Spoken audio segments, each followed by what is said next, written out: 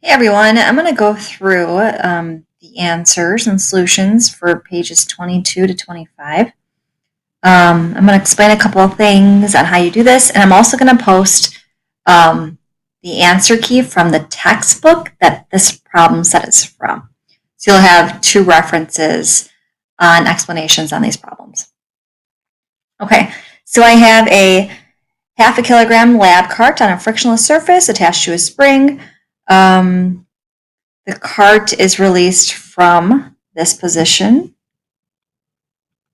and that's at time equals 0, goes to equilibrium, goes to the negative amplitude, and then it oscillates back and forth, back and forth. Okay? So I'm actually going to skip number 1 because I find it easier to think about the elastic potential energy first. So this is in reference to x. Okay, so my equation for elastic potential energy is 1/2 kx squared. So whenever you think about this is what my y-axis is, and this is what my x-axis is. Okay, in this case. So basically, they're asking me what kind of graph, what shape represents this type of equation. Okay, so you should know that anytime I have an x, this is going to be like an exponential graph. And then anytime I have a negative x, well, that negative is going to be squared. So that's going to be the same shape on the left side of the y-axis. Okay, so let's think about this if it makes sense conceptually. So the greater my distance from equilibrium, that means that the spring is going to want to pull this thing back to equilibrium. So the greater the distance it is from equilibrium, that means the spring is going to want to pull it back to equilibrium. So at the points of amplitude, that's obviously when I have the greatest elastic potential energy. At 0, if I think about this equation, well, my x is 0, so that means I should have 0 joules of elastic potential energy. And that matches that idea right here. Okay, so I'm actually going to skip ahead and do number 3 and then go back to number 1 to really think about this. So number 3 says, on the axis below, graph the total mechanical energy of the spring cart system. So obviously, I'm going to draw an LOL for this. There's no work done on the system, so the total, whatever that might be, is going to stay constant. And that basically is the answer to this question, but I'm going to finish this LOL diagram. I have the cart, I have the spring, I have the table, but it's frictionless. Okay, you could include Earth, but Earth is not doing anything in this, so it doesn't really matter, so I'm not going to include it. So at this position, that's my initial state. So I'm going to erase some of this. This is my initial state. That's what I'm deeming my initial state. And I'm going to say equilibrium is my final state. Okay? So at the initial state, when it's at an amplitude of 0.25 meters, 0.25 meters, that means that cart has all elastic potential energy. It's at rest, so that proves that this is going to be 0. When it reaches equilibrium, x, the distance away from equilibrium, is 0, so this elastic potential energy is going to be 0. And it's also going to be my max kinetic energy. So at that point, that's when I have the time where it's going the absolute fastest. Okay, so any time in between the max amplitude and equilibrium, so for example, like right here, I'm going to have some elastic potential energy because I'm going to have some spring energy because the spring is going to be stretched. And I'm also going to have some kinetic energy because the cart's moving. So, but I will know that the total, no matter where it is, it could be right here, or right here, or right here, or right here, the total is always going to be the same. So for this, I don't know what that total is. I don't know the exact value of it, but I do know that the total is going to be constant between the two amplitudes. That is going to be a constant number. Okay, and just for fun, I'm going to draw what the elastic potential energy looks like. That's what I did for number 2. So what would the difference be? So this is the total. So anytime I think about how much elastic potential energy I have, well, at this point at 0.25, I have that much of elastic potential energy. So that means there's none left for kinetic. So my kinetic is going to be 0. And then at the middle, at equilibrium, I have 0 elastic potential energy. So that means my kinetic energy is going to be all of the energy. And then this is going to be similar to the other amplitude. So I know I have these 3 points. The question is it going to be a straight line or curved? And if it's going to be the difference between the total energy and the elastic potential energy, I should realize, maybe my intuition tells me this, that it should be a curved graph. Okay, so I'm going to go back to this question. The kinetic energy, that's going to look something like this. Except that's not going to look like that. I want to redo that. Like that. Okay, so these are kind of like opposites of each other. If I add any 2 points up, they should always equal that total. Okay. So now number 4. I think number 4 is the hardest question on this problem set because it takes a little bit of algebra to get through this. So it says graph the speed, that's v, as a system of x. Okay, so I want to talk about something that you might want to do and why it's wrong. So in the past, I've seen students do this. They're solving for v in terms of x. So a lot of people take this, they say, okay, well, I know based on the LOL diagram that we just drew here, I know that 1/2 kx squared would be equal to 1/2 mv squared. That's true in this case when the initial position is at the amplitude and the final position is at equilibrium. Okay? You can't use this equation for every position possible. Okay? Because, for example, if I was thinking about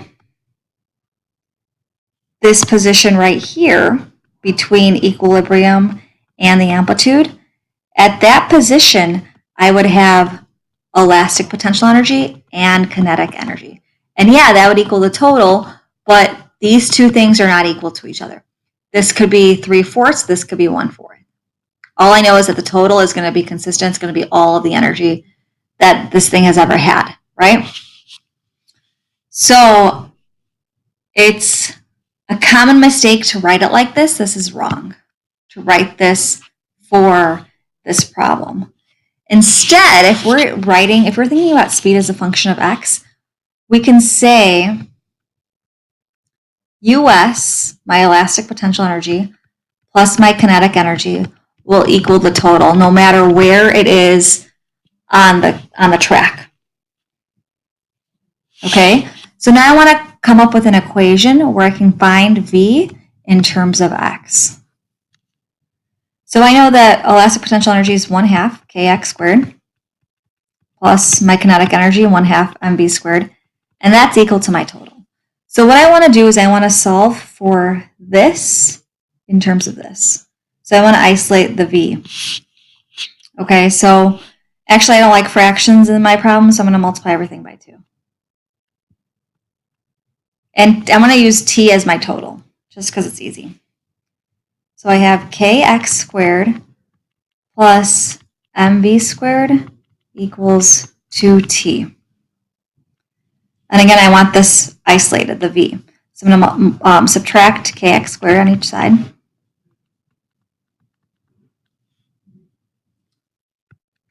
Okay, so I have mv squared equals 2t minus kx squared. Divide each side by m. So v squared equals 2t minus kx squared all over m. I want to take the square root of everything.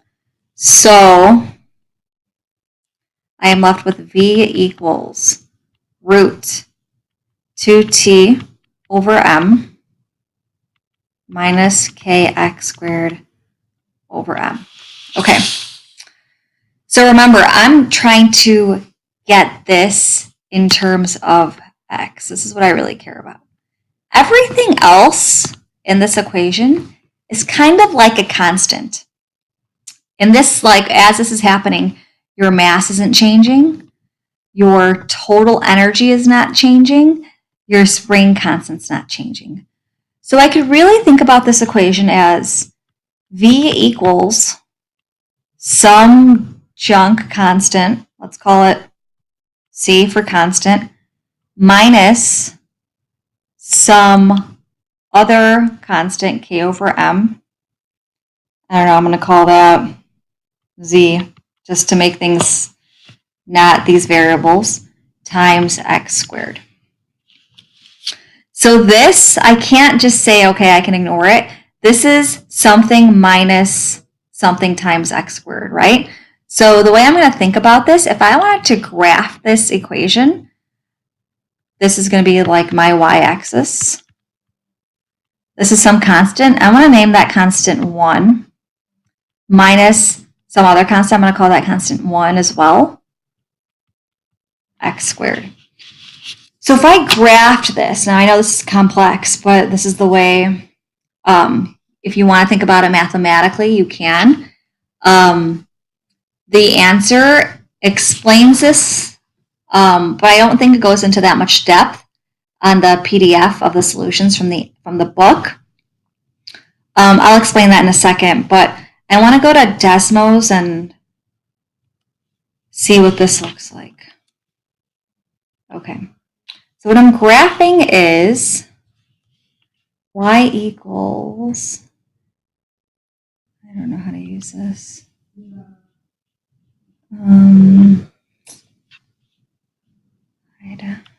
Okay, root 1 minus x squared. Okay, so here is my graph of what this would look like. Okay, so it actually looks pretty much the same as the kinetic energy graph.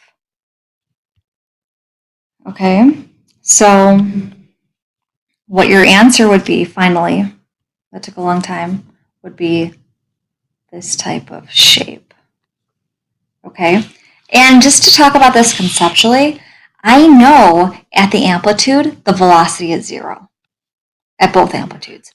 I know at equilibrium, the velocity is going to be the fastest it ever was. So if you thought maybe it could look something like this, that wouldn't be a bad guess, but you have to understand that there's a lot of squared functions in here. The x squared and the v squared changes things up a little bit. So instead of that, this is your better answer. Okay. Again, you can look at the answer key in the book that I'm going to post, but this is how my brain works in terms of what this would look like graphically. We're moving on. Okay, on the x below, sketch the force applied by the spring on the cart. Okay, so I'm going to go back to my first picture. Here, I'm going to erase this. Okay. So when the cart is here, it's going to want to pull the force of this is pulling it this way. So I have a positive displacement, but the force is pulling it this way. That's a negative. So this is a negative force. So whenever I have a positive displacement, I'm going to have a negative force. And that's embedded in Hooke's law. Okay? If I have a negative displacement, the spring is going to actually pull it this way. And that's going to be a positive force. So you're going to have this type of graph, and this is exactly what it looks like. The negative sign means it's going to be a negative slope. So your graph for this, if my y-axis is force, is going to look something like that. 6 looks identical, but it's not. Sketch a graph of the force applied by the cart on the spring. So this is a little Newton's third law action here. If I have a force of A acting on B, that force is equal and opposite to the force of B acting on A, right? So basically I have the exact same graph, except it's positive instead of negative. So that's going to look something like that. Okay. Am I done? Almost. Okay, sketch the graph of the acceleration of the cart spring system as a function of position x. Okay, if I know my force graph, like this, well, I know that force is equal to mass times acceleration. Remember, acceleration and net force are always the same direction. Right? That's like, this is, if you know one thing in physics, this should be it. Okay, so for that question, it's going to be the same exact shape.